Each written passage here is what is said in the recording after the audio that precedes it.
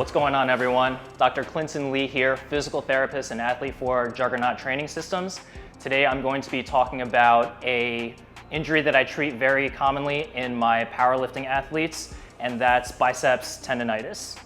So a quick anatomy lesson on the biceps. So the biceps has two heads. The long head of the biceps starts from the top of the scapula on the front here, comes down across the front of the biceps and attaches to something called the radial tuberosity on the front of the elbow here.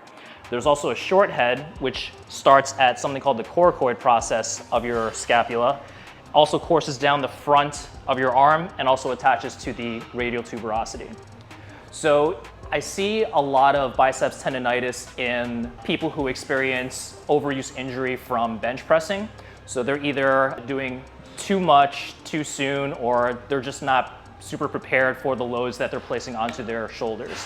What results is pain along the anterior aspect of their shoulder, like right over here. It can occur at the touch point when the bar is at their chest, and can also manifest during other types of upper body movements, whether it's an upper body accessory or even day-to-day functional things like taking something off of a shelf or putting your arm through the sleeve of a jacket. So today I'll be going over some exercises that can address this and can hopefully help alleviate some of the pain if you're experiencing this, so that you can go on to training and bench pressing with as minimal pain as possible. So most people are familiar with the front raise exercise, in which someone lifts their arms anteriorly like this to work on their anterior delts. There's a very similar exercise called Scaption, where the angle of the arm is slightly different. I'm going to start with my arms at my side, with my arms kind of angled outward like so. And rather than coming straight forward as I would with the front raise, I'm coming out in an angle like so. And as you can see, my arms are relatively neutral. Or in other words, if I were to give myself two thumbs up, it's as if I'm orienting my arms so that my thumbs are going up toward the ceiling. The idea behind this exercise is that you're biasing not just the supraspinatus tendon, which is a rotator cuff muscle of the shoulder. You might be getting a little bit more loading into that irritated biceps tendon.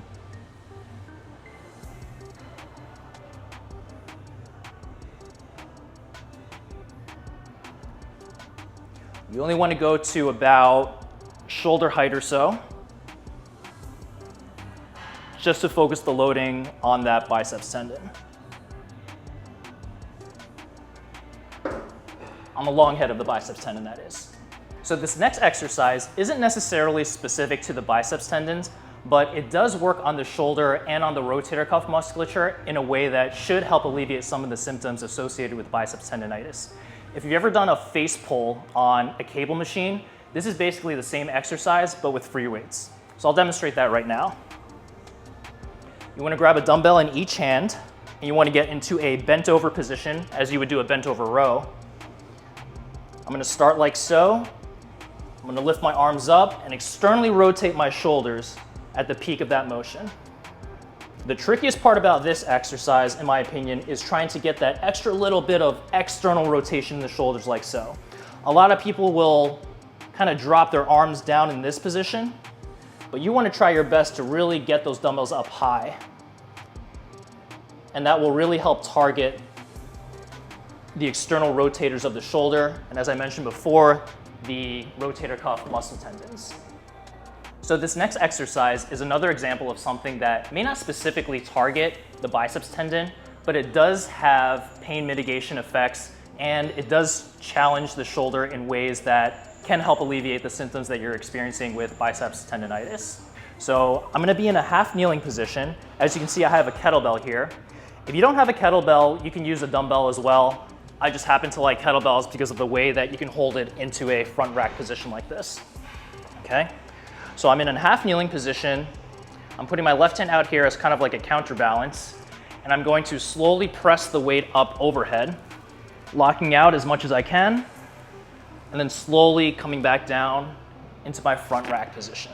Once again, this is an exercise that will help generally strengthen the muscles of your shoulder. It can help reduce the injury risk of getting something like biceps tendonitis. And it's also an excellent novel loading stimulus on your shoulder that can help alleviate some of the pain that you might experience with bench pressing on the front of the shoulder.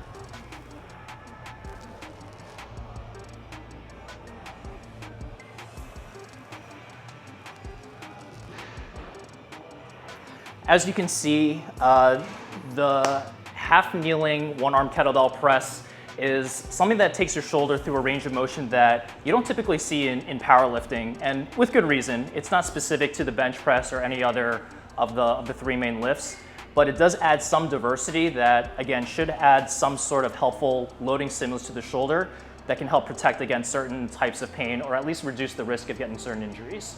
So there you have it. Those are some of my go-to exercises for treating people with pain along the anterior part of their shoulder. In many cases, that diagnosis happens to be biceps tendonitis. A couple more words on that diagnosis. People that are experiencing shoulder pain from bench pressing, biceps tendonitis is an issue where there may be excessive tension or compression along some of the tissues on the front of your shoulder. So the idea behind a lot of these exercises is to mitigate the pain arising from that mechanism and trying to find novel ways to load the shoulder in a way that doesn't irritate that compression and that tension. So if you like the content in this video, make sure you like this video and hit that subscribe button so that we can put out more content like this for you in the future. If you have any other suggestions about types of videos that you want to see, talking about how to deal with certain powerlifting related injuries, leave a comment and drop some suggestions, all right? See you next time, and until then, stay safe and keep training.